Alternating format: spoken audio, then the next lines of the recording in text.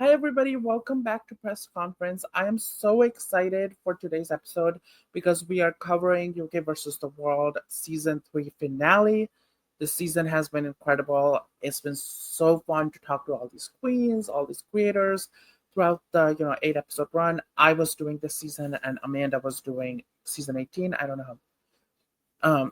I was doing this season and Amanda is doing season 18. So I'm excited to get back into season 18 after this. But yeah, I'm very excited. Thank you so much for watching and tuning in all throughout this, 8 episode journey that we've had. And yeah, as usual, shout out to the members. And our guest today is Archie Merc. You know them, incredible creator on here. Watch their video essays, Global All Stars video, incredible. And yeah, please comment, like, as usual, you guys have been so incredible to us. And with that said, let's get to the intro.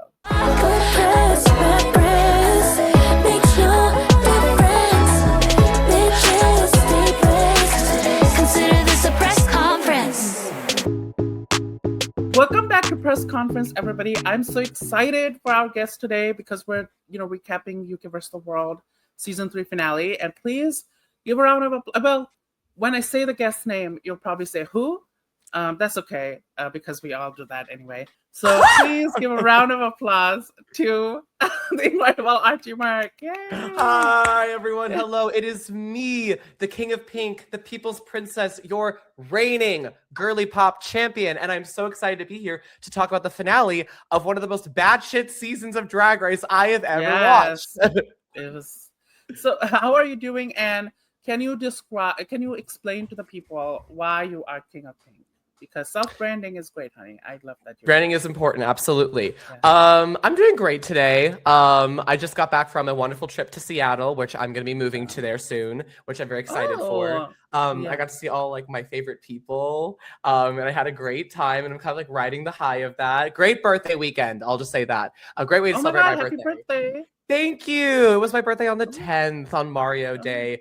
Fun fact about that, by the way, back in high school, my friend group used to call me Gay Jesus. So whenever my birthday came around, it was Gay Christmas. Wow.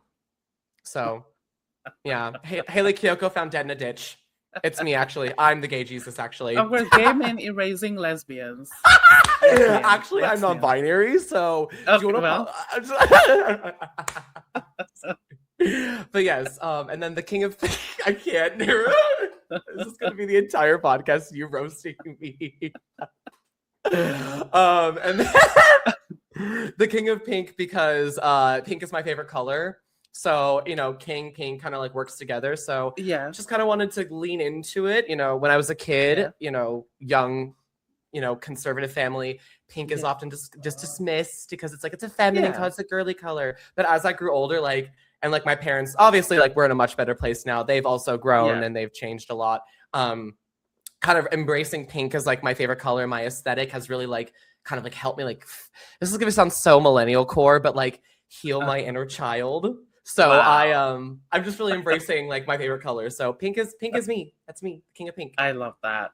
You know what? Pink might not embrace you, but you're embracing pink. So that's great. I hope we're talking about the singer because she would not embrace me because I say free Palestine. Oh, period. That's crazy. The read on Pink is wild. I will say though, Glitter in the Air is a great song. Glitter in the Air is a great song. So shout out to that song. I like when I like that one song where she goes Trust Fund Baby. I like that. Trust Fund Baby. I mean, that's Dave Rubin, right? Dave Rubin, Trust Fund Baby. Ben Shapiro's a Trust Fund Baby. Oh, okay. Well, I was like, who that is? Who's Dave Rubin? Conservative gay. Irrelevant. Oh. Yeah, long. I want to do a whole video on conservative gays because that's as we should, because that's a whole can of worms in itself. Yeah. But yes, Trust Fund Baby is crazy. That's what I think she's saying. So I'm like, okay. I love it. I love it. How are you doing today? I'm doing great. I woke up an hour ago, so I'm ready to get into this. Real. They woke up, they had their coffee, and they're like, let's go. Locked in. I don't drink coffee, so I'm just raw dog. Oh, word. Period. Yeah. What do you have something in the morning that you drink, like a tea or something, or we just I like go? my tea. I like my really good. Like, because I'm South Asian, so I like my Love. chai. Like, I love the strong. It's so strong that, and I love it. It's great. It's Shout out to Chai. Make some noise in the Yeah. chat for Chai. Shout out Chai Tea Grande too. Shout out to Chai Tea Grande as well. Also her as well. Exactly. And I always say that. And I always said that. I love that. I don't know why I thought you were in Canada. You're not a Canadian. I don't know why I thought you were Canadian. So I like, am okay. honored that I give off Canadian energy. Thank you. I mean, I am 3 hours away from the border, so close enough. I'm very. Oh, maybe it's POW because for it. you remind me of PM. UK versus the World. I want to ask you: are you enjoying it? Are you liking this season? Oh, well, it's ended. Did you like this season? I think UK versus the World season 3 is It's weird because there are so many things about the season that I really enjoyed, and then there are things that made me go like, that's a head scratcher right there. There were some production choices, especially in the first couple episodes, that really like raised an eyebrow. But like in the end, I feel like it all worked out because, and we'll get into it later, but like, just the ending of the season kind of made it feel like all the insanity was worth it. I guess the best way to describe it is I felt every single human emotion possible throughout most episodes in the span of an hour. And my therapist does not get paid enough for that. My therapist does not get paid enough to be like, Archie, what do you mean you went from laughing to crying to screaming at your TV in the span of 5 minutes? That sums up the season. My therapist doesn't get paid enough for it. I'm glad you liked it. I thought it was a fun season. Yeah. What about a particular work for you the most? I think, okay, the queens, I love the kind of Drag Race Simulator type of casting because it's a bunch of rando, like, I'm not going to say rando girls, but like just random girls sprinkled in, which I loved. I definitely think that some queen so talented, like the runways were great. I enjoyed some of the some of the challenges. Yeah, I enjoyed Snatch Game was horrible. The Snatch Game was not good. No, Snatch Game was not good. No. So like I like the energy. I liked what they did with this. I hope they do more Drag Race Simulator castings because it really does. It wasn't anybody's game. Like, you know what I'm saying? Like only Naomi could have won, which is saying something because if you watch the original season, she did not do good. No. Yeah. So it's like I like that kind of stuff. Like Melinda Verga went home first, which shows you how like crazy this season is. Gagged to me. I know. It's crazy because if you were watching Canada 4 immediately coming off that season, my first thought was like, oh, she's a lock-in for top 4 of like a UK versus the world. Like RuPaul's gonna eat her up. And lo and behold, the Melinda that showed up on this season is not the Melinda I fell in love with. Exactly. And as we found out later in the episode, there's a reason why. Yeah. There's a 100%. reason why. Yeah. So I do like it. I like it. I will say, and I know people are going to disagree, I enjoyed UK vs. the World season 2 maybe a little bit more. I would agree. Yeah. What? You don't like the winner? Are you like a Tia? No, I love Tia. I live for her. I actually rewatched that season in preparation for the project I'm working on, and I really do not understand the whole argument that like Tia Coffee did not deserve to win that season because like I agree. Annihilated every single episode. I agree. Like there wasn't a challenge she did bad in. And like, do I think Marina should have been in the top 2 with her? Yes. But does that mean that I think it was an unjustified win? No. I think if we're talking about like the cleanliness of like the production, I think in terms of how it was produced, how it was edited, the storylines put together, I think UK 2 does that better. But in terms of entertainment value, I was more entertained by UK 3. That makes sense. Yeah. Well, yeah. I'm also probably just a little biased because I love Tia. Like Tia is like a friend, so I was like very excited to watch the season for her. And also, people in the comments, this is a Tia Coffee safe space, so you can like take that out. Like you don't need. I will delete it. Just saying.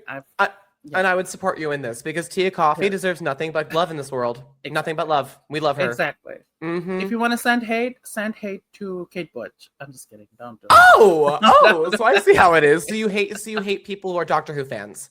What do you want to say to the Exactly. doctor? What do you want to say to the Doctor Who fans watching this episode, Niru? Grow up. That's so Just saying. drag that. All right, shall we? Get into the episode. Let's get Oh into my God, it. I'm sorry. Oh, I'm sorry, Doctor Who fans. Anyway, okay. So let's start with the reunion of it all. So there was a reunion this episode, and do you like when they do a reunion in the last episode, or do you want it just to be a separate episode? I think it depends on the season. I think if it's gonna be a season like this with a smaller cast, doing it Yeah. as like a time filler makes sense. But if we're doing it with a larger cast, especially one that like was constantly like volleying with each other and like making drama Yeah. in the workroom, like I would have killed for a season 17 reunion. Yeah, I would have agree. killed for a season 17 reunion. That would have been, I Yeah. think, far more entertaining than the Lollapalooza. Shout out to Susie Toot. But I just think I think that would have been more well executed. So I think it depends on the season and the cast. Yeah. But I think for this particular season, I think a reunion in the finale works. Even though I was underwhelmed. I was underwhelmed by this reunion. So let's get into this one by one. Melinda Verga, when asked, what was going through her head, I forgot what she said exactly, but like she was not in a good place when she went into filming this. And she says that she might quit drag, or like she might focus on her children, drag children more rather than her. What do you think of this? Do you think she is making a bet? Like, do you think UK versus the World season 2 shouldn't define who she is and she should continue drag? Well, firstly, I would like to say right now that Melinda Verga quitting drag is my personal 9/11, and I will be seeking damages from that. I blame I blame RuPaul for this one. I blame RuPaul. I will be seeking damages. Melinda Verga is one of the most special drag queens to come out of any franchise in the last like decade. So to see her hit such a low point with herself and her artistry really hurts, because I know what she's capable of giving.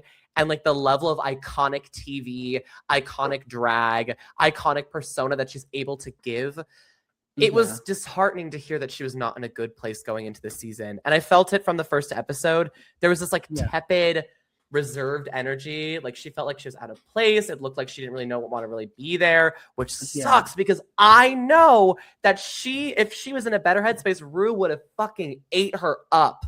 100%. So I agree. Yeah, it was hard to hear, but I wish her nothing but the best on her journey. I really do. Same. And I also love how like she had improved her makeup. Like those I guess blue now contacts, they're gone. They're gone. I think now she knows how to like work her makeup to look for the TV, and I really like that. Like I think it was very elevated. And we'll talk about her runway later this episode. Like it's very elevated. So I'm really sad that we didn't get to see much of her, but that just means that she's going to come back on a Canada All Stars and win. I would agree. I think the UK versus the world to Canada crown pipeline is real. If Lemon is proof of that, my hope for Melinda is that she takes this time away from drag to really find herself, get back in touch with her heart, and come back when she's ready. Because I think once Melinda, I mean, Kit and Caboodle is proof. Kit and Caboodle and Jaylene Time are proof of this. You are never too old to succeed at Drag Race. You are never too old to start a new chapter and thrive. My hope is that Melinda takes this time, grows more, heals, finds herself, and then when she comes back, ooh, girl, it's gonna be iconic. I just know it. Yeah. And then we have Minty Fresh, who with Fontana has her little tete-a-tete where they say Fontana celebrating when Minty got eliminated felt a little impolite, and then Fontana is like, girl, that's just my culture, that's just how we celebrate. What do you think of this? What do you think of this moment? I think with Minty and Fontana, two things can be true at once, right? Minty can absolutely be valid in how she's feeling and how like she's processing her emotions. Like, oh, I felt like you were taking my moment away. And in addition to that, Fontana's reaction can also be fair and valid. And like we saw her talk about this online, like, going into the season, there was a lot at stake. She was like dealing with like a risk of being deported. She was like really like things were like really tight for her. So to have such a profound emotional reaction given the context, it makes sense. And I think people need to understand that like people are people and people are going to have very human reactions to things when there's a lot of emotion riding on the line. And those two things can coexist with each other. I just did good emotional intelligence. Look at you. Look at I should be a therapist. My therapist is so hot. I want to touch him. Now at your local video store for $6.99. Well, there you go. There you go. Marketing. But yes, I thought the spat was entertaining, but also two things can be true at once, and I resonate with Fontana. I really resonate heavy with her as a diva from Italy, a diva whose family's from Italy. I also relate to being a loud bitch with big feelings. Well, you know, I while I do agree with you, if I was Minty, I would have milked it. She was like, I'm just processing. I'm like, girl, fight. Get that screen time. Like, that's one thing. She took your thunder when you were eliminated. Like, steal her thunder. You know, strike her down. She's in the top 4. Like, girl, they're already in the top 4. I would just smite. I would drag it. I would be like, you couldn't have done that. I would have cried. I would have made her feel bad. They need to play for the TV. Like, we're on TV show. You know, like the girls are gonna send you, like the fans are gonna send you hate either way. Might as well just give them a reason. Exactly, because if your name is still in their mouth, they're still talking about you. Exactly. All press is good press in reality TV. Yeah, good press, bad press makes no difference. See, there you go. That's our theme song. So, well, exactly, because we are on the press conference. Exactly. Wait. I thought this was. Oh, sorry. My bad.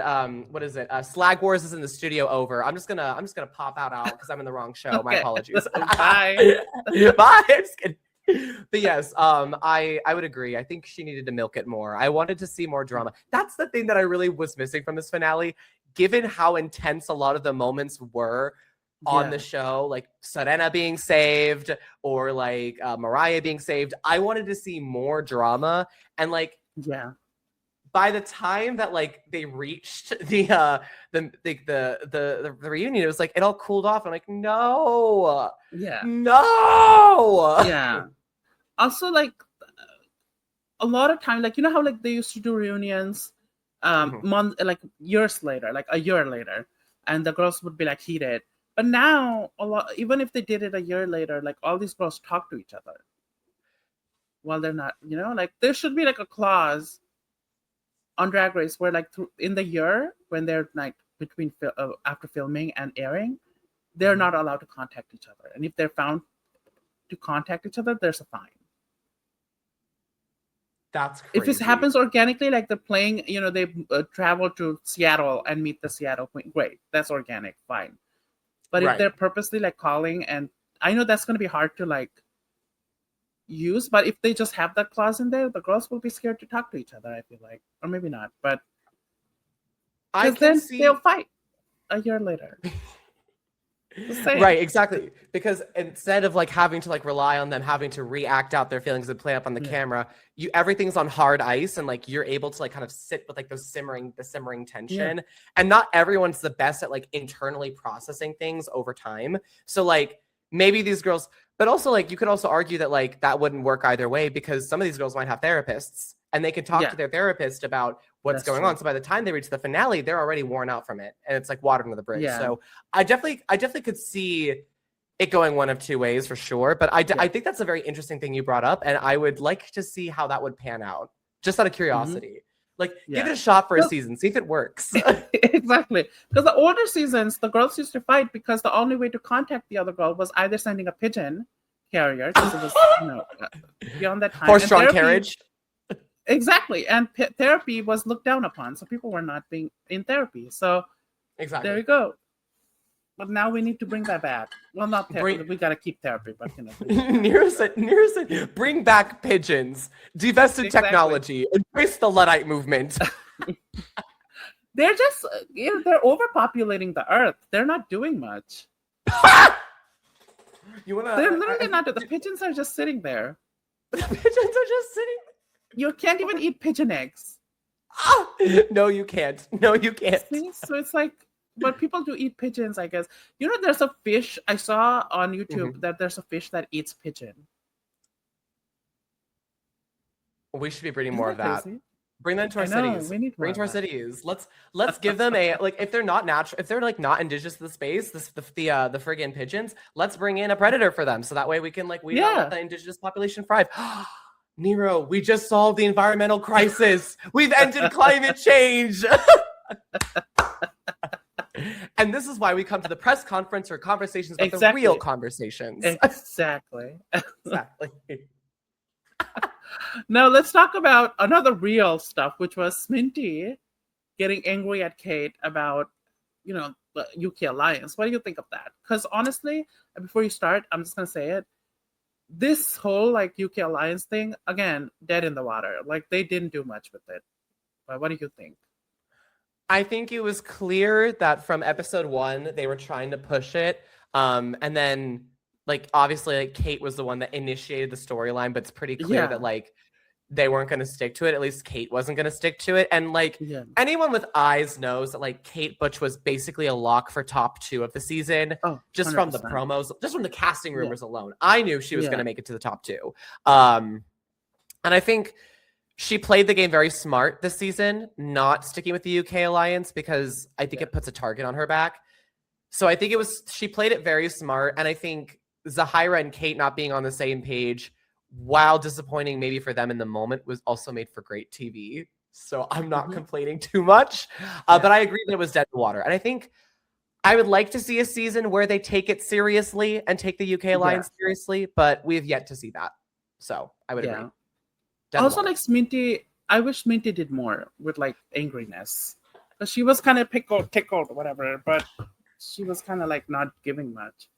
No, it's the same problem with Minty, right? With Fontana and Minty, right? I wanted to see them fight, especially considering they had fighting words in the confessionals and during the episodes. Where was the fighting words? Where are the jokes? Literally. And I feel like this reunion, they should be more angry because there's a seething in the hotel room. Exactly. They have days to deal with the pent-up anger. Again, in 7 days, you're going to start coughing.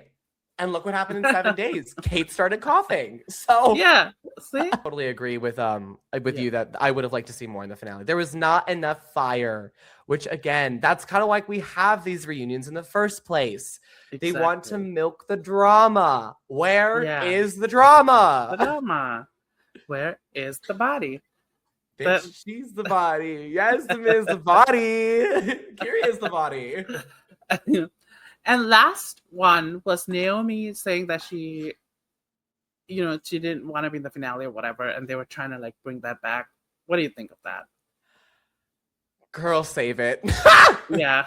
It's again, this whole reunion felt so forced, and I get that it was I get that it's a time filler and it's nice to check back in on the cast, but again, it's the same thing with the last 2 things we talked about. It's just clearly either number 1, these girls all talked it out before filming the reunion, or 2, which I think is the more likely scenario, they're just a lot more emotionally mature than people give them credit for, and they probably all processed it internally and were able to regulate their emotions by the time cameras rolled. So even if they were on hard ice, they're oh, I'm over it, it's good, I don't really want to care about it anymore, water under the bridge. So it was just it was just whatever. But whatever. At least one good thing came out of it. We find out that Miss Serena Morena is the Miss Congeniality. What do you think of this? Very deserved, very correct. She was 100%. Such a delight all season to watch. I had so much fun with her. That lip sync against Sminty when she brought out the fucking earpiece, I was screaming because I was 100% sure this was Serena's swan song. And then when Kate, number 1, Sminty did not know the words. 2, Serena was coming in professional, polished with a good gag. I was okay, Oh, how I've grown so fond of you, Serena. And it feels correct. It feels very lovely to see in a world right now where people of color are not celebrated and overlooked, to see the fact that both the Miss Congeniality and the winner of this season are people of color is fucking awesome. It's fucking awesome. 100%. So shout out to Serena. We love her. Yeah. And also I forgot about the lyrics thing. I guess I'm like Swinty. I forgot. They even talk about it, call her out. And she's like, banana mama. I don't know what that is. So Niru. Yeah. Niru, my beloved. Yeah. I have a question for you. What is a drag queen's number one job? Lip syncing. Exactly. And what do you need to do when to lip sync properly? Lip sync. Like but what learn do the you words. Exactly. Learn the You need to know the words. It's unprofessional. Let's call it like it is. If I show up to my Twitch stream and I'm like playing a game, like if I let's here's an example. If I show up to a scene and I've never bottomed once in my life, and I did no prep work, no nothing, and I just showed up and raw dogged it, that would put myself and my scene partner, in a completely awkward position. Because if it goes terribly, well, what then? So it's like, it's unprofessional. You need to know what you're doing. And these girls showing up to Drag Race, the most popular stage for drag in the world, not knowing your words, not knowing your lip sync, it's unprofessional. And it doesn't take someone to be a drag queen to say that. It should not. Yeah. Because it's like, girl, you can just, like, watermelon. She didn't even do watermelon. She just gave up. And I love Sminty so much. I'm such a fan. So to see her just go out like that was so disappointing. Also, I'm kind of loving how Michelle just calls out girls not remembering the lyrics. Like, she did that with Kenya, and like she did this here. I was like, yes, girl, do it more. Because what is going on? Like, this year has been like all about not remembering the lyrics for some reason. Last year was the year of the unglued wig. This year it's the year of not knowing your words. Next year it's the year of just showing up on stage wearing nothing at all. My drag is my body. My body is my art. It's crazy. Insane. Anyway, let's get into the episode itself now after the reunion. What do you think of this RuPaul look? This is way better than the one that she wore on the roast week. I was not a fan of the outfit she wore for the roast on season 18, but this is gorgeous.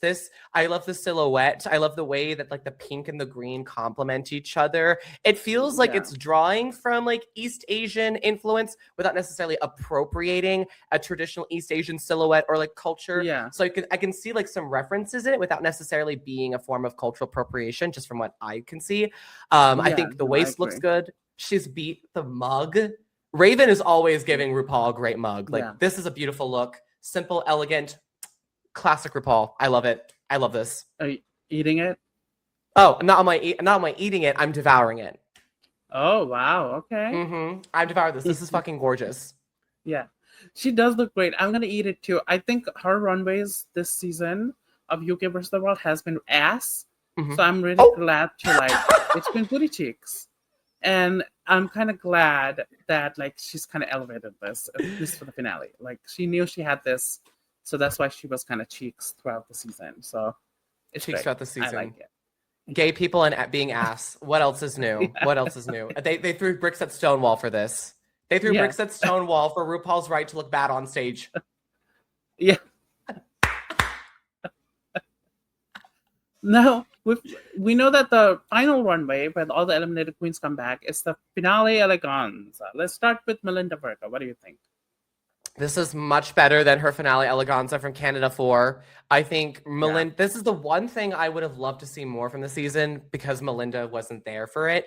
I would have loved to see more of her polished, elevated drag because just from the looks that she brought, it's clear that she stepped up her fashion sensibility and like really like applied it to the TV. So like, I think this outfit is gorgeous. I love the silhouette. I would have liked to see, there's one critique I would have had. I would have liked to see the white in the bottom half kind of carry up under like the gold chest piece. so that way you can kind of see a Oh, through line. It's just yeah. it's a small detail, but like kind of seeing it blocked out at the waistline is distracting a little bit. I would have loved to Mhm. see like the white just kind of carry up under the gold piece. But overall, gorgeous. I love the back element. I think the way the leafing on the gold chest piece is gorgeous. I love the crown. Her makeup is stunning. I'm gonna give this an 8. Yeah. This 8 for me. Yeah.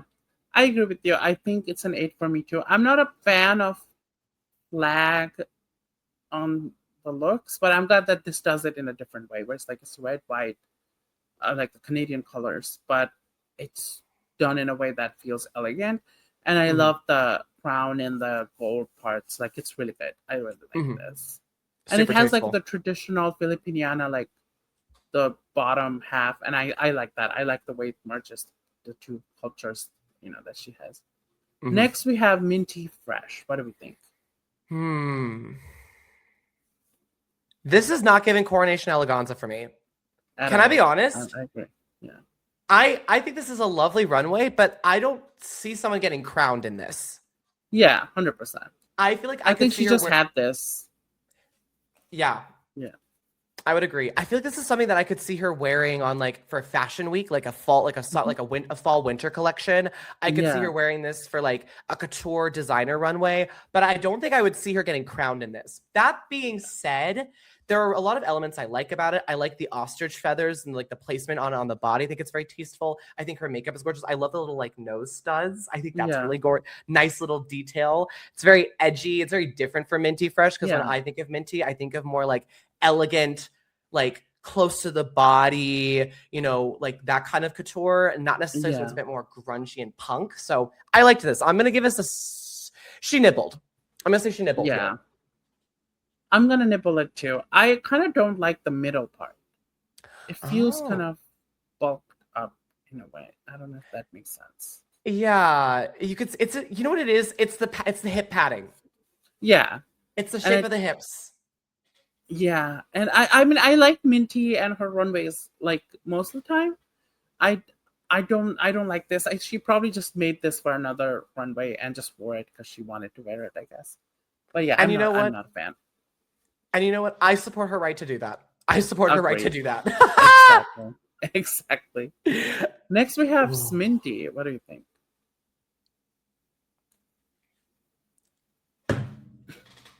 Mother. Yeah. I love her.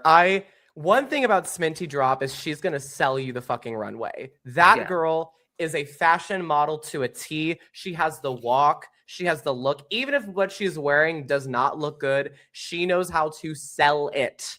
And I will eat that up every time. That being said, I think I'm not getting the outfit she was eliminated in. I'm not getting a rebirth version of that. I would have liked to see like more like elements of the original outfit incorporated. Like she literally wore the same fucking dress for her talent show. I would have loved to see like the like black stripes on it, or like maybe like the big eyes, the big hair antenna, more elements that are referring to it. Because to me, this is also not giving Coronation Eleganza. I don't see her necessarily getting crowned in this. I could see her wearing this for like a tatters runway, a sheer runway, or even a blowing in the wind runway, but not necessarily like a coronation. So I'm gonna give this a nibble. I think this is a good runway. I like a lot about it. I love the asymmetrical, weird hip silhouette. I think the silhouette's my favorite part of it, but I'm not getting coronation from it. I think it's just fine for the prompt. Yeah. Yeah, I'm gonna nibble it too. I think she could have done so much more with this. Actually like do a coronation, like gown kind of like vibe, or like something, even if that's not Minty or whatever, like something coronation. This just feels like a rave in the desert, like this, Burning Man. And it's just kind of, it's whatever. I feel like I'm not. This is not Sminty's best look, I'll say. It's kind of giving like Raja's design challenge look from Ultra 7 that everybody hated. Remember the white shredded look? It just looks like that. Drag her. Drag her. But hey, at least you got a comparison to Raja. So that in itself is a high compliment, right? That in itself is a compliment. Exactly. So, not a complete loss for Sminty, and overall strong season for her. I only wish her the best. I agree. She really surprised me this season, and I love that. I love Mhm. Sminty. I'm a big fan of Sminty. Me So too. I'm Me saying too. this with love. Same. Absolutely. And then, and then we have Serena Morena. It's like This is strawberry. gorgeous. This is she ate. She ate. I'm gonna come out and say she Yeah. ate. Let me tell you why she ate. This is stunning. I love like the kind of like I love a trumpet gown. I love a trumpet Yeah. like a mermaid silhouette. I love the choice of like having fabric draped around her shoulders makes it a very like expensive, elegant look to it. I love the little like accoutrements on the body piece. I love that it's kind of like this like lacy fabric, but it's not see-through. So it just has the slightest hint of sexy to it. Oh, the jewelry choice is big, it's chunky, it's drag. The only thing I would have liked a little different is I would have liked the hair to be a little bigger to kind of match the bigness of the outfit and proportionize a little bit better. But overall, this is super tasteful and gorgeous. Viva Mexico! Viva Mexico! I'm giving this an 8. Yeah, I agree with you. I think I'm gonna give it an 8 too. I like how like it's big, but it's also kind of simple. Like I like that. Like it's very drag. And the wig, I agree with you on the wig. I think the wig could have been so much bigger. But her makeup is incredible. Painted. Oh! And next we have Zahira. What do we think? Zahira, I have a gift card for Red Lobster at 7 p.m. for 2. Zahira, I am newly single as of 2 days ago. Zahira, wow, I'm sorry. give me a chance. Zahira, give me a chance. God, she's so fucking pussy. God, she's so pussy. This is everything. This is everything. I love the makeup. It's a very different makeup style for her, but it's still good. Like I've never seen her have this kind of like almost like doll-esque like makeup style. She looks like a Bratz doll. I love the hair and the way it sticks up. I love the draping of the fabric. I love the little like stoning at the center. Yeah. Oh, this is tasteful. She ate. I agree with you. I think she ate too. It's funny how a season began with Kate, doing like an evil version of Union Jack or whatever, like the racism and colonialism. And here she is, it's like, I'm just Union Jack, but cunty. It's two very different commentaries on it, but you could also argue in a way that this is just as equally political as the Kate Butch wearing a more like corrupt air quote evil version of the Union Jack, because in a way like a woman of color reclaiming the Union Jack, looking gorgeous in it, taking up space with it and saying, this is my country, this is my space, this is who I am, I belong here. That in itself is also just as political. So 100%. I think this is also sickening. Two very different political statements, but both equally gorgeous. Love. Yeah. Then we have Naomi, the only Naomi. What do we think? Ooh. You know, I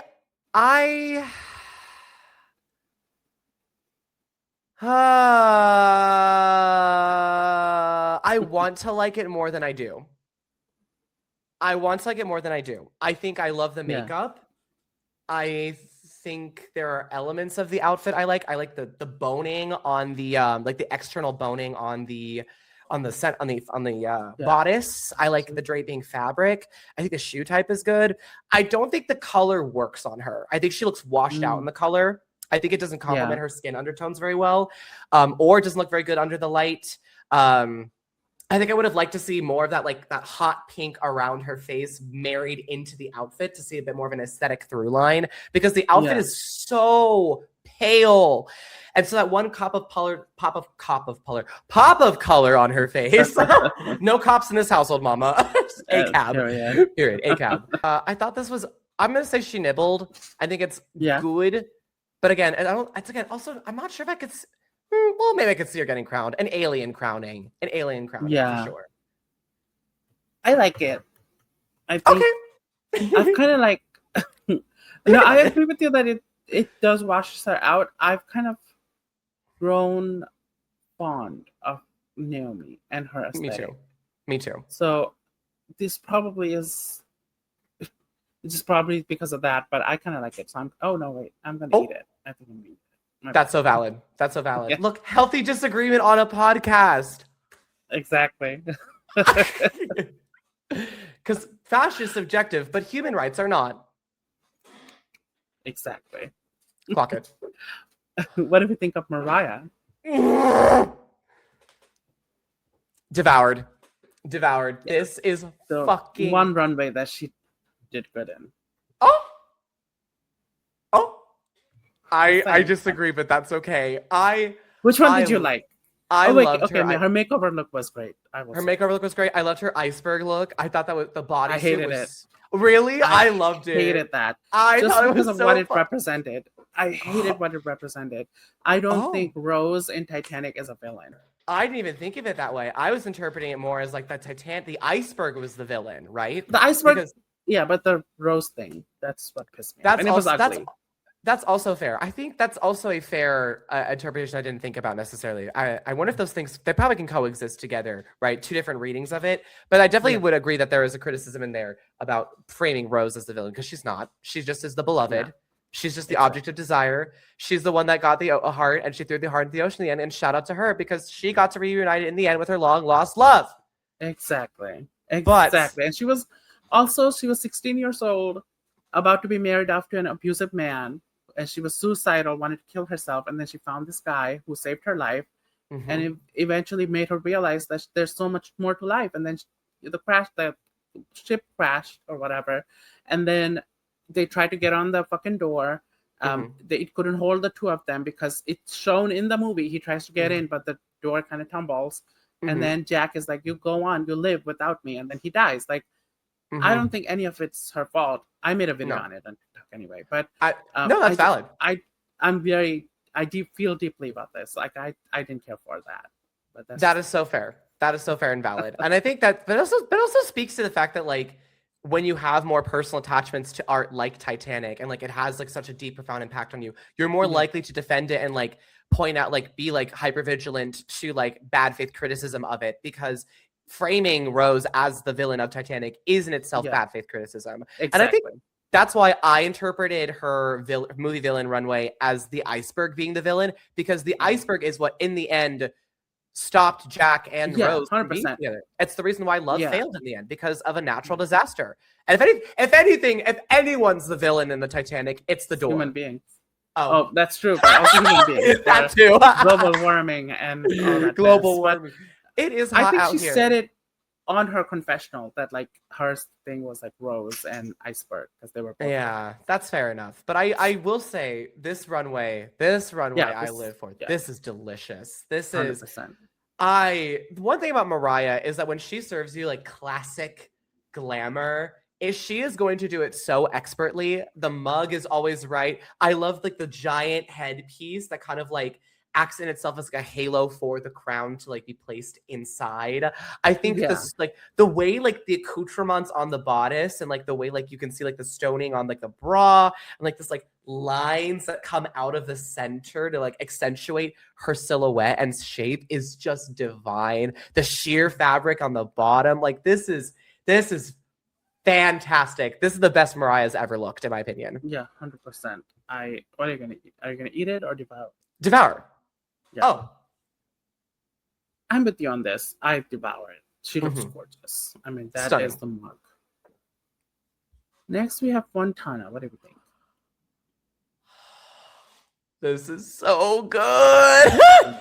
Miss Fontana has also done a very great job of serving great looks on the runway this season. What I love about this in particular is that she really, like, even though I feel like she is representing Sweden this season, I feel like in a lot of ways she's also really, and she's made it clear multiple times, that she's also really representing Brazil and her Brazilian culture. And I think that is just as important to represent on the main stage, especially, again, considering the times and how Latin American people, especially in Western countries, are so heavily demonized. To stand in your cultural pride so strongly and look fucking amazing while doing so. Like, to me, those look like gorgeous shimmery parrot feathers, right? Yeah. They look like gorgeous shimmery parrot feathers. The black wig kind of looking like a galaxy on her head. The shoulder pads, this like lame fabric on the bottom. This is great. This is great. I'm going to give this an 8. This is fantastic. Yeah, I agree with you. This is definitely an 8 for me. The only thing I will say is the back part, like the train, is a little. I think that's kind of the style, but it doesn't feel intentional to me. That it's kind of off to the side, if that makes Yeah, sense. I can see that. And I get it probably is she did it on purpose, but to me it felt like she put it wrong. But that's just me. That's just Record. how it looked, I will say. But other than that, she looks gorgeous. Like she really did a great job. This is I love stunning. Montana. I would agree. Also, one small other thing that I really like, I love like the kind of like detached collar. I am a sucker for a detached collar. I think that like kind of like illusion of like it's not attached to your body, but it is kind of like creating this more like queenly look. It's stunning. This is great. I love this. It's gorgeous. So gorgeous. Then we have Kate Butch. What do you think? Come on, Kathy. Yeah. This is beautiful. Again, these girls really came to like be the top four, especially really came to be crowned in these 100%. Looks. This is the look. This is an English rose to me. This is very much giving English rose. This is so the color, the fabric on her skin, very complimentary. Whereas like I feel like Naomi's washed her out. I feel like this one really like complements her under like her skin tone. I love that this like gorgeous fuchsia shade. I love like the lace on the sleeves, the florets kind of coming out of her hair to kind of again create more length to the outfit. Even like the little like spikes and thorns on those little details on like the fucking the stockings is so good. I'm gonna give this an 8. It looks gorgeous. Yeah, absolutely gorgeous. Yeah, I'm gonna eat it too. I think this is so that I'm glad that like that I'm so happy that she ditched camp for this part. Like full glam drag queen. Like I love that. Sometimes like some of these UK girls need to do that. I'm gonna be so honest. Not everything is funny all the time. And I say that as someone who likes to joke every time. Like I'm not a serious person by any means, but a lot of times, like not everything needs to be campy. Like last episode, her makeover challenge. Put these makeover partners in glam. Put these fucking girls in like beautiful drag. Like they want to be pretty girls. You know, it's just. Sorry, that's just like a personal thing where it's like I love kilter makeovers once in a while, but sometimes like just put those girls in beauty drag. Like that's all they're asking. Anyway. Yeah. And notice how none of the high concept stuff, like they barely win. Because even the judges are looking for makeup, like they want like fancy, like beautiful. That's why Plain Jane won hers, because it was clean drag queen. Easy to understand. And then we have the incredible Godland. What do we think? She made this episode her subby little bottom, which is crazy because I don't think Godland has topped once in her life. But I live this runway. That's a coronation look. She looks like the queen. I mean, I think she said as much. Like she referenced like Thai royalty with this look, right? Like this is fucking everything. This is everything I liked about Mariah's look, but like condensed and like elevated. I think the choice to do like white and gold conveys a sense of regality, but also it feels a little bridal because this is her special day. I love the choice to have like this like kind of like fur like toss coat. Again, I think doing a fabric like what Serena did is also like a shiny fabric is also expensive, but fur that conveys like money and power. The crown in her head, the wig, the makeup, everything about this is so perfect. And like, I don't even have the words to describe how good this is. This devoured. This was my favorite runway of the night. It's not my favorite runway of the night, but I think she definitely devoured. I really think she looks gorgeous. And it kind of makes me feel bad that they have to change into the lip sync outfit. Because these are so beautiful. Yeah. And I kind of wanted her to see crowned in this. I wonder what the logistic is of having them dress up after. Because I get it that some girls will have lost. But like you film both crownings at the end. So Kate and her can both be in their eleganza before, I don't know. Exactly. Yeah. Exactly. I'm completely with you on that. I think in a way, I think what it would have been nice is to like see them like cut down to a top 2 and then like just see like I would have, you know what would have been so sickening is to see them like do like an interview portion, kind of like they do in the pageants and like how they do at the end of the episodes, and then just skip the lip sync for the crown, cut down to a top two based on track. Excuse me, top two based off a track record, and then see Godlin and Kate lip sync to a ballad in these outfits. Oh yes. Oh, what we could have had. What we could have had. Yeah. What could have, should have. Now she has to be crowned in a bodysuit. Anyway.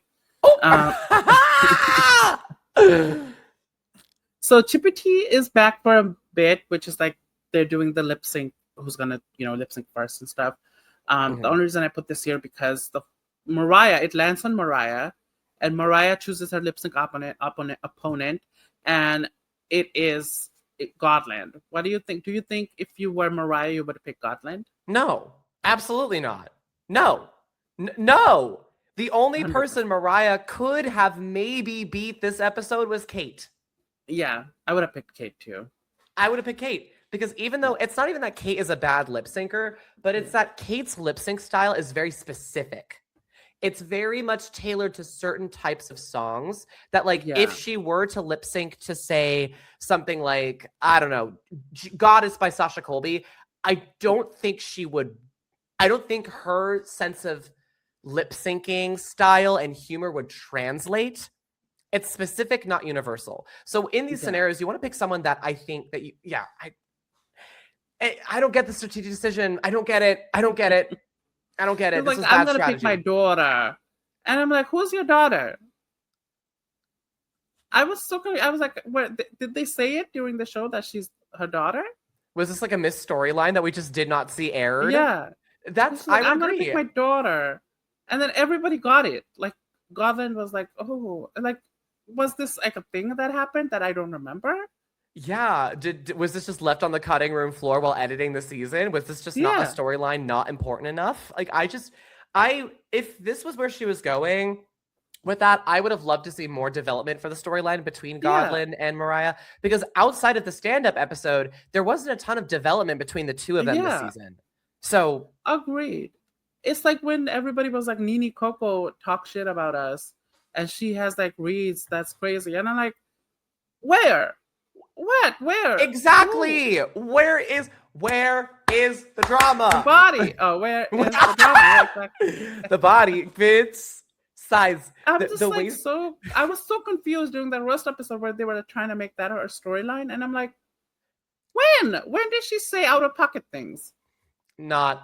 I talked about this on the rigged recap, but I think that storyline was so forced, and I won't go into my whole spiel about how there was like maybe some unintentional ableist undertones, considering that like a lot of fans of the season 18 who are neurodivergent like myself saw the way Nini was handled in the edit of the roast episode, and we're like, even if she herself has not like come out and like talked about being neurodivergent or being on the spectrum, like that in itself, like they were able to see enough of like themselves in the way Nini talked about herself in the workroom and how the judges described her, that like they felt like they were like there was like a slight on like being neurodivergent, and like I didn't screw with that at all. I didn't fuck with that at all. So to kind of see like that mishandling was weird. And again, like the Mariah and Godlin storyline, where are the stories that you are telling us? Show don't tell, Linda. Exactly. It was like this big moment, and I was like, I don't get it. Anyway, I don't get it. But what I do get is this lip sync. Yeah, what do you think of this lip sync? Oh, Godland. What I love is that Godland in this episode didn't do a single fucking reveal. Yeah. She just showed up and served puss and knew every single syllable to both of these songs. Period. Yeah. So you think Godland won this? Oh, yeah. 100%. Godlin won this lip sync. Godlin knew the words. Godlin timed it very well. She knew exactly what she was doing. She was confident. She was on beat. She was fluid. The way she did like a mock split with her fingers on the floor, so smart, because she could have easily opted for the split, but she kind of chose to hold back and like serve the emotion of the song while also serving undeniable levels of cunt. Mariah, she kind of struggled with the words. I felt like there were a couple moments. I felt like there were a couple moments where I could see her kind of flubbing the words in the lip sync. And even though she had the energy of the song down and the vibe down, and you could see that she was feeling it in her body, I found her lip sync to not be nearly as tight as Godlin's. And I found that when it came to like meeting that like extra oomph on the song, Godlin was like far and away the best. So I think it's not that Mariah lost the lip sync, it's that Godlin won harder for me. So Godlin absolutely won this lip sync for me, which was that makes sense. So surprising in the best way, because y'all know the way that producers love to play in these ESL queens' faces. Mm-hmm. So this was everything to me. Yeah. Yeah, no, I agree. I think Godlin definitely won. I think Godlin won. Mm-hmm. I kind of also liked how Mariah was giving it. And the only part was, I think, the split that kind of looked bad. And I think that's what really tipped it over to Godland, I feel like. Mm-hmm. But I thought they were kind of close. Like, I really enjoyed this lip sync. And this is probably one of the only lip syncs in this season that I've enjoyed. Oh! I've not been a fan of lip syncs this season. I'm going to be so honest. That's fair. That's fair. Yeah. I disagree. I was living, but that's okay. I found... And maybe that's because I'm a fan of Brain Rot and the fact that they did Rasputin and Crazy Frog. I love song. Rasputin is a great fucking song. I'm a big Boney M fan. It's been well established on the pod. I grew up with Boney M. I just think that, okay, Rasputin was probably the one lip sync that I kind of enjoyed. I even said it in the episode too. Yeah. But the one, the Crazy Frog lip sync, I think could have been so much better. Maybe I disagree, but that's okay. That's great. I thought Fontana was so just like, she gave the energy. She was so chaotic. She was so silly, and like I felt like I was like watching. I felt like I was having an out of body experience watching that lip sync. That like maybe there could have been some levels of like tightness put together a bit more to kind of really bring that lip sync home on Fontana's end. But I thought she knew what she was doing. I thought it was funny. I thought both her and Serena were silly. I thought they gave the energy of the song. But I also agree that this is one of the best lip syncs of the season, because also the song choice really felt like a song that you could fight to. That's one of the problems I noticed with like a lot of these like lip sync for the crowns is like the songs, I don't feel like you can fight to them. Like the energy is not intense enough. The vibe is not intense enough. Yeah. I'm like, where are we going with this? Are we fighting? Or are we serving a ballad? Are we serving emotion? Are we serving camp? But this was a song they could like duke it out to. This felt like a real lip sync battle. Very evenly matched. This was a good lip sync. I agree. But Gotham won. And then we have Fontana and Kate Bush. What do we think? I think who won this lip sync depends on your taste. Yeah. Because I thought this was also a very evenly matched lip sync. And my eyes were like ping-ponging back and forth. Maybe some more so than Mariah and Godlin for me for this lip sync. But I thought if you like someone who was a bit more camp and a bit more like good with the comedic timing, Kate won the lip sync. But if you think like someone who just served like the song straight to you, Fontana. Although I will say, why didn't she take off the wig?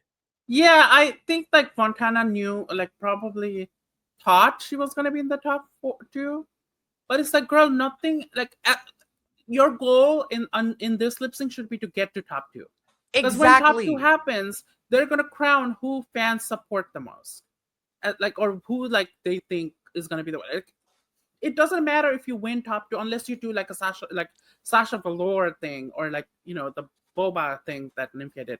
It's not going to matter. You just have to get to top 2. That's all it is. And she should have taken off that wig. She should have. I think the thing that I think really separates, in addition to what you like more, which drag style you like more, what defines who won the lip sync is like the fact that like, even though Kate didn't really have a reveal or whatever, and like Fontana or like Godlin, she didn't need to like really rely on a reveal to like succeed in these lip syncs. Kate really left it all on the floor, and I felt like Fontana was just holding back just a little bit. Yeah, I felt like there was one or two elements to her lip sync that were missing, and that's why I think Kate. So even though it was evenly matched, I felt like Kate really kind of, like Godlin, had the extra oomph that took her to the end. Yeah. Because if you're gonna go for a reveal, if you're gonna take all these elements off, do it all. Leave it all on the floor and tell us a story. I didn't get a story with Fontana's lip sync personally, even though I think she was very clean in her lip sync. Yeah, I think Kate won this too because a lot of times in the lip sync she was holding her hair. When she was twirling, she was holding the wig and she was holding the wig. I was like, oh, she's gonna take it up. She's gonna take it up. She didn't. And plus, like, when you keep touching your wig like that, it just looks like you don't want it to fall off, and it looks like you. She should have just taken it out. Like we don't know what was under it. I don't even know if it was a reveal, but the way they Mm-hmm. set it up in the confessional, whatever, it just kind Yeah. of was unfortunate. I would agree. I think it was unfortunate, and I think it was, I think, ill-timed. I think how I would have done it differently if I was in her shoes was I would have started slower and kind of like serve the Mhm. energy of the song, kind of like look like a live wire, you know, like a coil that's Yeah, about to spring. Because I know yeah, Fontana can serve levels. I know Fontana can do like slow into big energy, yeah, right? And I think what she should have done was she should have started with like the wig reveal and then take the outfit off and then build more. So I would have liked to see a bit more levels. And I thought the way that the reveals were done were not as clean. And Kate really just served the energy of the song as, in yeah. her words, a couple time. And also, like, she just served funniness, which Mm-hmm. RuPaul Very funny. loves, so Very funny. that kind of worked. Yeah, I would agree. So the top two are Kate and Godline. Did you see that top two beforehand? No, No? not at Who did you all. see as top two? I thought production was gonna pull some shit, and I thought it was gonna either be Fontana and Kate or Fontana or not Fontana and Kate. Fontana and Kate, which would have been fair. Or Kate and Mariah based on storyline and like Oh, yeah. based on storyline and based on who typically does like production favors in these kinds of seasons. I didn't even think an ESL queen was gonna make it to top two, let alone like Godland. Not because Yeah. she's not deserving of it, but because we know the kinds of stunts that production pulls on these seasons. So the fact that it was Godlin and Kate, the two queens with the best track record, felt so Yeah. correct. It was like, I didn't expect this, but thank God it happened. Well, yes. Yes. And then Tia Coffee does her step down look. Mhm. What do we think of this look? Beautiful.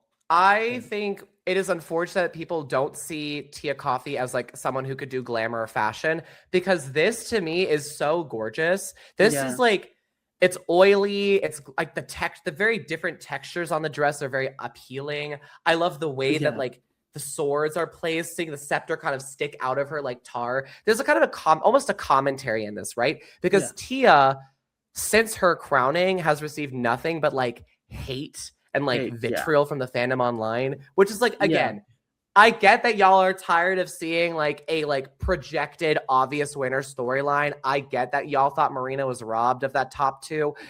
No one's disagreeing with that, but Yeah. like, it's the fact like of all the people to do that to, Tia Coffee is not the one. Ginger Minj is right there. Like, and we shouldn't even be sending the hate to her either. And we shouldn't, but like, if we're talking about like an overproduced, obvious storyline, Ginger Minj is the one to critique, not Tia Coffee. Or It's just Alyssa not. Edwards. Or absolutely Alyssa Edwards. Absolutely Alyssa Edwards. Not Tia Coffee. Not her. Yeah. She won Also, fair and she square. wasn't even in the lip sync with Marina. Exactly. So why are we mad at her? Why are we mad? You should be mad at production. Why and you mad? Literally, why you mad? And then if you think La Grande Dame won that lip sync, I don't know what to tell you. I'm so sorry. Like, I don't know what to tell you. And she's so pussy, and I love her, but she did not win. It's just like, I don't get it.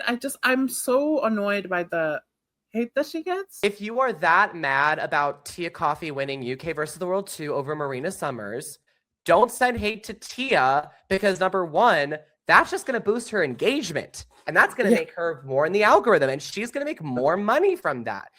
But this is where the commentary comes in, right? Because even though she went through so much hell to get that crown, like, it's like almost like she's covered in this like tar of like vitriol and like violence and like people like disliking her and seeing her as less than, and yet she still looks beautiful. She's still crowned. She still has her scepter. She might have daggers to the heart, but she still looks fucking gorgeous. So I see there's like a level of art. Maybe it was intentional. I don't know if it's intentional or not, but I think it was I agree. I think I see a story in this, and I think it's a beautiful story. So this is a devour for me. I love this. Same. This is a devour for me too. I'm gonna devour it too. I think she Mhm. looks fab. Listen, I'm also biased towards Tia, so And I you just sh- love and her. I She's get like one it. of my favorite drag queens. Yeah, Perla is a close friend, as a close internet friend of mine. We talk all the time. Yeah. She is a delight, so I completely understand being biased for her. I get it. Yeah. Perla is also a dear friend of mine, so I get it. I love Perla. Now Me let's talk too. about the final 2 lip sync. We have Garland versus Kate Bush. What do we think of this lip sync? I think the choice to end every UK versus the world season with the Kylie Minogue song is perfect. Yeah. Keep that up. Keep that up. Yeah. Keep it up. No notes. I think this is a very evenly matched lip sync. Again, who won this lip sync, I think really does depend on what kind of style of drag you prefer. If you prefer like a more straightforward cunty lip sync, you're gonna love Godlin. If you prefer a more like campy, like silly lip sync, you're gonna love Kate. Yeah. But I think both held their own, both knew the words. I think why Godlin won the lip sync for me was because it was so tight and clean, and you could tell it was effortless for her. Like you could tell she was putting so much effort in, it looked effortless. Like I love a lip sync where you can tell the girl is just feeling the song, and there's not a single thought going through their mind outside of I'm going to fucking crush this song. And that was Godlin for me. And this is another small underrated detail. I know they crowned her in a bodysuit, but good Lord, this is a gorgeous bodysuit. This is a phenomenal bodysuit. I think the gloves, I love the choice of having the red go into the blue. I love the stoning. I think the wig is a little thirsty. It's a little thirsty, but I don't care that much. I think she just looks good. So this was a great lip sync, and I think Godlin far and away won this, which was I agree too. I think Godland won this. She's definitely won this, and turns out she is the winner. Oh, she is the winner of the season. What do you think of this? Do you agree? Not only do I agree, but I was shocked. I was shocked in the best way. Because here's the thing. Of the fucking 6 versus the world queens, and then 7 if you count Alyssa, most of them have come from RuPaul-led seasons. They were crowned in-house, right? And then the other 2 times they didn't, on Global and Canada, when they weren't in-house crownings, they still went with the American girl. They still went with the one that production knew and was familiar with. So to take a chance on Godland, someone who comes from a country that is not super well watched in the Drag Race fandom, a country with an ESL queen, a non-white queen, and a queen coming from a franchise that RuPaul does not judge or is super familiar with, this opens the door to a whole new level of possibilities. The fact that this is for Delania, this is for Marina, this is for Pangina, this is for Pangina, this is for the girls who could have but were played in their faces. This is for all those girls. This is for all the queens that were played in their faces. This is for them. Fuck yeah. This is everything. I'm so happy that she won. I agree with that. And in words of Bilak Boy. Oh, my beloved. Matthew Bilak, my beloved. I gotta read this. He's so dramatic. Okay. But that's why we love him. He's a Pisces like me. He's a Pisces. You can't blame him. He said, this win is for every single non-Ru girl, every international queen, every performer from a non-English franchise who was brave enough to compete on a season of International All-Stars, who endured hardship, language barriers, and whose quirks. This win changes everything. Matthew, it's a reality TV show. But I agree. I think the reason why people are so sincerely passionate about it is because they see their own experiences and struggles and internal worlds reflected in the show, in the art, in Godland. So when Godland wins something like this, especially for someone like Matthew, who is so very passionate about lifting up queens from non-English speaking countries, especially non-RuPaul led seasons, especially queens of color, to them it's This is like their D-Day. This is their winning World War II. 100%. And we have to let them have that because that's why it's so important to them. And I love that for them. And I also love that for Godland and I love it for Thailand. And I agree that this is for the girls who were played in their faces 100%. By production. So like, is it dramatic? Absolutely. But it's also like real. Embrace cringe. Let earnestness win in 2026. 2026 is the year of the sincere diva. And I am sincerely laughing. Matthew, we love you in this household. We love you, Matthew. I am a hypocrite for making fun because I did cry when Final Destination 6 came out and I saw Tony Todd and I sobbed. So, you know, it is serious. But it doesn't mean I can't make fun of you, you know? Exactly. It's always done in love, right? When you love someone so much, like often like you're okay with like making fun of them because you know that like it's not like coming from a place of cruelty or malice. It's just coming from a place of like, aw. Like it's like, aw.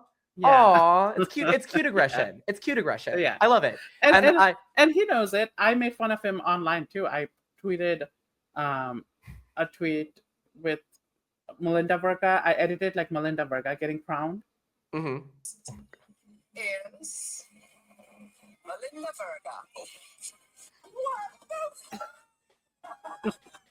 Verga. This is for all the Canadians that got sent home first. This is for Lemon. This is for Kendall Jenner. This is for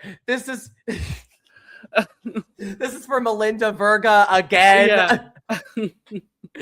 That's I know, you know, I support her journey. I support Melinda. I too want Melinda Verga to win Canada All-Stars too. Same. 100%. So we talked about this a little bit in the beginning. So overall, your verdict on the season, what do you think? I think it was worth it in the end. I think the insanity of this season was worth it in the end. And I think Godland said it best. It's like, live your dreams, be crazy. Yes. Because there is something so refreshing about a queen like Godland winning. Because Godland is so true, even at 24 years old, she's so clearly true to her artistry, who she is and what she wants to bring to the world. Like, I'll take whatever psychedelics she's having. I want to be just as batshit crazy as she is. Because it's not just that she's insane, it's that she owns it. She owns that she's fucking batshit crazy. She knows 100%. It and she likes it that way. And there's, again, I jokingly said like embrace cringe, but like embrace cringe. Be yourself. Nonchalance. There's nothing I hate more than a diva who wants to pretend like they don't care or pretend that they're not trying, pretend they're not feeling it. Get over yourself. Love yourself. Be cringe. Be crazy. Be like Godland. We could all stand to be more like Godland. Yeah. There was a queen, I forgot in which season, who was like, whose whole entire shtick was that she didn't care. Who was it? Oh. And I hated that. Shaka Khan?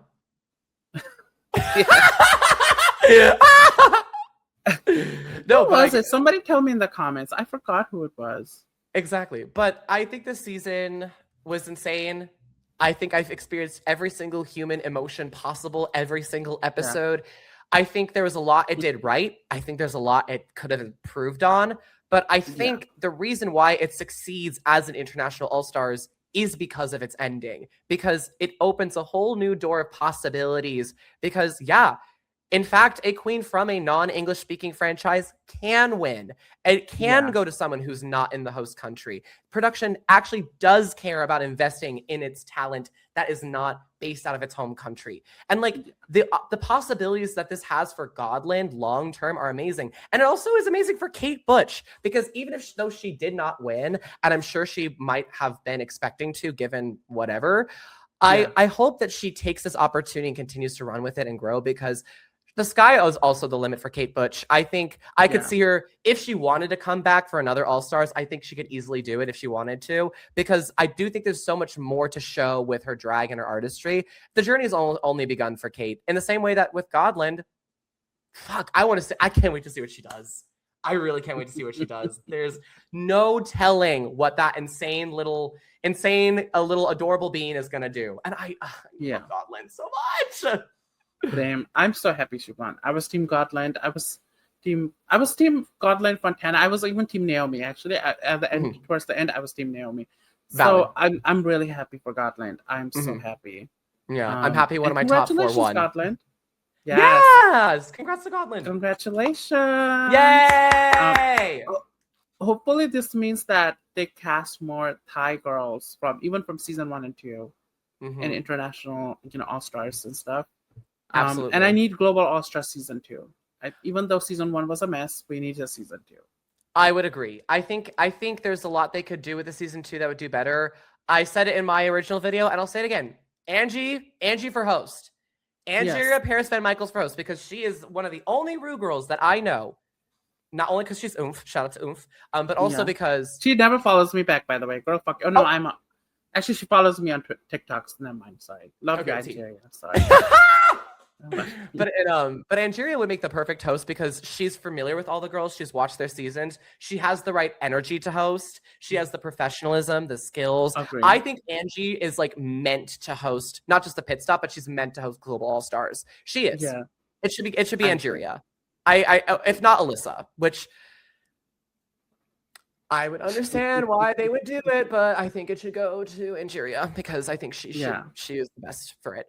But yeah, I would agree that a global All Stars 2 should happen. I think it would give them a chance to really learn and grow from the first time.